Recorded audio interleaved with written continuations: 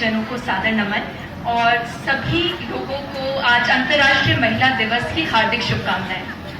आज की जो मैं आज बातें आपके सामने रखना चाहती हूँ उसकी शुरुआत मैं करूँगी एक आपका परिचय शब्द से करवाकर। यह शब्द बड़ा डरावना है, आजकल काफी प्रचलन में भी है और मजे की बात यह है कि इस शब्द से पुरुष तो डरते ही हैं, कई महिलाएं भी डरती हैं। यह शब्द है फेमिनिज्म अर्थात स्त्रीवाद। डर शायद इसीलिए क्योंकि हम इसका उद्देश्य समझ ही नहीं पाए। फेमिनिज्म का उद्देश्य है पुरुषों और महिलाओं में समानता। इसको मेरी माँ ने बड़े ही सरल तरीके से कुछ यूं समझाया है। हमें तो साथ चलना पसंद है, हमारी पुरुषों से ना तो कोई लड़ाई है और ना कोई प्रतियोगिता, ना हमें पूजे जाने की चाह है और ना ही हम पुरुषों से आगे निकलना चाहते हैं। हम तो सिर्फ बराबरी चाहते हैं, कंधे से कंधा मिलाकर साथ चलना चाहते हैं। तो अगर कोई भी इंसान स्त्री पुरुष की समानता में विश्वास रखता या रखती है तो वो एक फेमिनिस्ट है, यह एक बुरा शब्द नहीं है। अक्सर ये माना जाता है कि पितृसत्ता समाज केवल महिलाओं को हानि पहुंचाता है, पर सच तो यह है कि पितृसत्ता पुरुषों के लिए भी उतना ही घातक है जितना कि महिलाओं के लिए। कुदरत ने महिला और पुरुष में सिर्फ एक अंतर किया है कि महिला बच्चे को जन्म देती है और पुरुष ऐसा करने में असक्षम है। इसके अलावा किसी भी कार्य का विभाजन प्रकृति ने नहीं किया, लेकिन हमारे समाज ने कई पूर्व धारणाएं बना ली हैं जिन्हें जन्म होते साथ ही बच्चों पर थोप दिया जाता है और इन्हीं पूर्व धारणाओं के आधार पर कार्य का विभाजन भी कर दिया गया है। तो बच्चा समझ भी पाए उसके पहले हम उसको कह देते हैं कि लड़की हो तो तुम ये सब कर सकती हो, लड़का तो इसमें अच्छा होगा। हम उसको सोचने का, उसको खुद को एक्सप्लोर करने का समय नहीं दे पाते। हमारे समाज के अनुसार अगर लड़की है तो कोमल होगी, सहिष्णु, दयालु, समझदार होगी और उसके सबसे बड़े कर्तव्य होंगे अपनी और अपने परिवार की इज्जत बचाए रखना, घर के कामकाज सीख लेना और हाँ, सुंदर दिखना, वरना उससे शादी कौन करेगा। और जब कभी कोई लड़की इस परिभाषा से बाहर निकलने की कोशिश करती है तो समाज उसको यह कह के रोक देता है कि देखो तुम जहां हो बहुत अच्छी हो, तुम पुरुषों से ज्यादा बेहतर हो। क्यों? क्योंकि तुम त्याग की मूर्ति हो, ममतामयी हो, करुणामयी हो। तो इस तरह से एक पूजनीय स्थान पर बिठाकर हम महिलाओं को कह देते हैं कि देखो जहां हो अच्छी हो वही बनी रहो। ये तो लेकिन ये बात हुई जो हमारे समाज ने परिभाषा बना दी। कुदरती रूप से देखें तो पुरुष भी करुणामयी हो सकते हैं, ममतामयी हो सकते हैं और कोई स्त्री बहुत जालिम भी हो सकती है। ये तो हुई समाज द्वारा स्त्रियों के लिए बनाई गई धारणाएं। वहीं अगर पुरुषों की बात करें तो हमारे समाज के अनुसार अगर लड़का है तो उसे होना होगा कठोर, लंबा चौड़ा मर्दानगी का प्रतीक। उस पर हर पल रहेगा घर परिवार के लिए पैसे कमाने का बोझ। उसे निरंतर अपनी ताकत का प्रदर्शन करना होगा और उसे छुपा कर रखनी होंगी अपनी भावनाएं, अपने इमोशंस, क्योंकि हमारा समाज कहता है कि लड़के रोते नहीं। ना ही उसे आजादी है प्यार जताने की, क्योंकि समाज ने यह काम भी लड़कियों को दे रखा है। और इस प्रकार बेचारा पुरुष दबाकर रखता है अपनी भावनाओं को, अपने इमोशंस को, और यही दबी हुई भावनाएं समय समय पर जब संयम का बांध टूटता है तो हिंसात्मक रूप लेकर बाहर आती है। ये जो हिंसात्मक मर्दानगी है ये सिर्फ उस महिला को ही प्रताड़ित नहीं करती, जबकि हिंसा करने वाले पुरुष के लिए भी उतनी ही घातक होती है। सोचिए उसके अंदर का इंसान मर चुका होगा जब वो किसी और के ऊपर अत्याचार करने का सोचा भी। समय है इन धारणाओं से आगे निकलने का। ये जो स्टीरियोटाइप्स हमारे आसपास बना दिए गए हैं इसको पीछे छोड़ने का। बच्चों को मौका दो, सोचने दो, जो वो करना चाहे करने दो।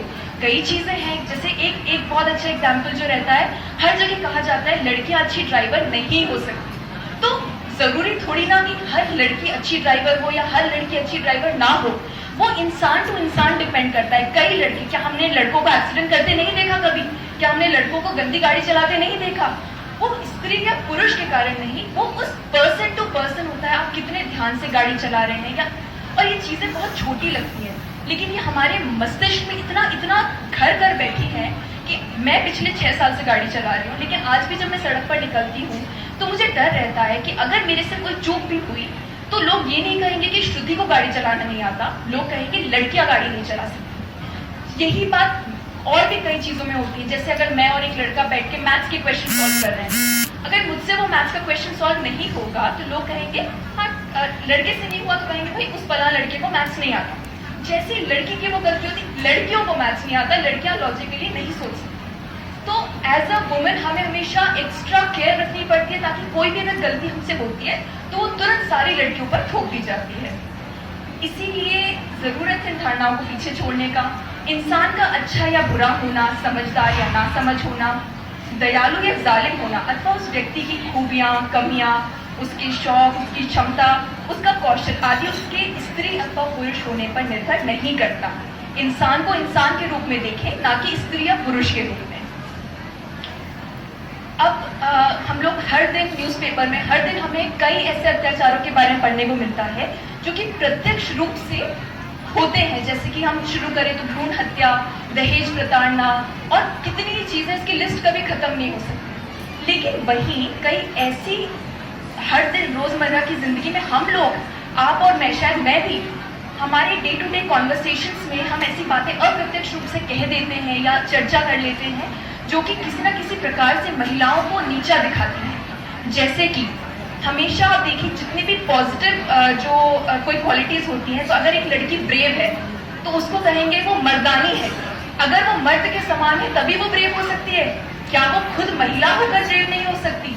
या कोई महिला जो अपने परिवार का इकोनॉमिकली अपने परिवार को सपोर्ट कर रही है, अपने मम्मी पापा का सपोर्ट कर रही है, तो उसको कहते हैं तुम तो घर का बेटा हो, क्या वो घर की बेटी होकर सपोर्ट नहीं कर सकती?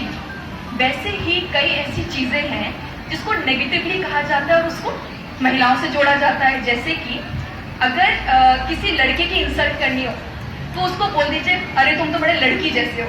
इतनी ज्यादा बुरा लग जाएगा उसको, जैसे लड़कियां तो पता नहीं क्या है, हम शर्मसार हो जाना चाहिए हमको लड़की होकर। अरे गाड़ी अच्छे से चलाओ, लड़कियों जैसे क्यों चला रहे हो? दौड़ना नहीं आता क्या? लड़कियों जैसे दौड़ रहे हो? हाथों में चूड़ी पहन रखी है क्या? और अगर कोई लड़का नखरे कर रहा हो, नखरे क्यों कर रहे हो? लड़की हो क्या? और ये लिस्ट तो कभी खत्म ही नहीं होगी। ये शायद हम ही अपनी रोजमर्रा में कभी हम अपने ही बहन भाई अपने साथियों के सामने कह देते होंगे ये चीजें, और हम कभी सोच ही नहीं पाते कि हमारी छोटी छोटी बातों से किसी पर कितना फर्क पड़ सकता है, असर पड़ सकता है। और यही छोटी छोटी बातें मिलाकर जो बड़े बड़े प्रत्यक्ष रूप से निकलती हैं, उसमें सबका सहयोग रहता है। तो हमें हर दिन से शुरुआत करनी होगी। हर दिन हम जो कह रहे हैं, दूसरे जो कह रहे हैं, हमें उन चीजों पे प्रश्न करना होगा, क्योंकि जो तुम कह रहे हो क्या वो महिलाओं को समान रखता है या उनको नीचा दिखाता है? तो ये चीज, इसके अलावा जैसे मैंने पहले शुरुआत में कहा कि पुरुष भी उतने ही प्रताड़ित होते हैं पितृसत्ता से, उसी प्रकार सिर्फ पुरुषों की मानसिकता बदलने से बदलाव नहीं आएगा। महिलाएं भी महिलाओं पर उतना ही अत्याचार करती हैं और पितृसत्ता को आगे बढ़ाने में भागीदारी महिलाओं की भी उतनी ही है। तो इस लड़ाई को हमें स्त्री वर्सेस पुरुष ना करके एक ऐसा ग्रुप जो कि समानता चाहता है और दूसरा ग्रुप जो कि असमानता के पक्ष में है, ये लड़ाई हमें लड़नी है। और क्योंकि यहाँ पर अधिकतर महिलाएं उपस्थित हैं, तो मैं आप सबसे एक बहुत महिला स्पेसिफिक चीज है, जैसे आप लोगों ने सुना होगा, कहते हैं कि महिलाएं कभी महिलाओं की अच्छी दोस्त नहीं हो सकती। ये चीज मैंने बहुत सुनी है बचपन से, और मेरा खुद का पर्सनल एक्सपीरियंस है कि मेरी फ्रेंड्स, लड़की फ्रेंड्स जो ऐसी हैं, जो आज भी अगर मैं बोलूँ तो वो दिल्ली से यहाँ आने को तैयार हो जाए। तो मैंने इस चीज को बिल्कुल नहीं माना कभी कि लड़कियां लड़कियों की अच्छी दोस्त नहीं हो सकती। लेकिन हर जगह सोशल मीडिया पे यही देखने को मिलता है कि लड़के तो लड़कों के एकदम साथ निभाते हैं, और शायद ये हम सब जानते, चाहे वो सास बहू का झगड़ा हो, चाहे ननद भाभी का, हर समय हमारे यहाँ जो कहते हैं कि लड़कियां दूसरी लड़कियों को नीचे खींचती हैं।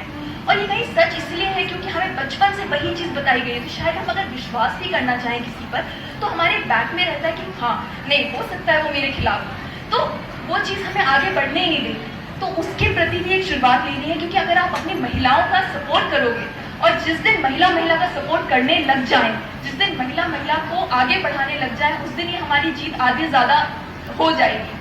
तो आप सबसे यही अनुरोध है कि आज भी एक कदम उठाएं, क्योंकि हर एक पर्सन की कुछ ना कुछ करने से कुछ होगा, और हर चीज को प्रश्न करें, क्वेश्चन करें और सोचें उसके बारे में, किसी भी चीज को वो ग्रांटेड ना ले लें। धन्यवाद।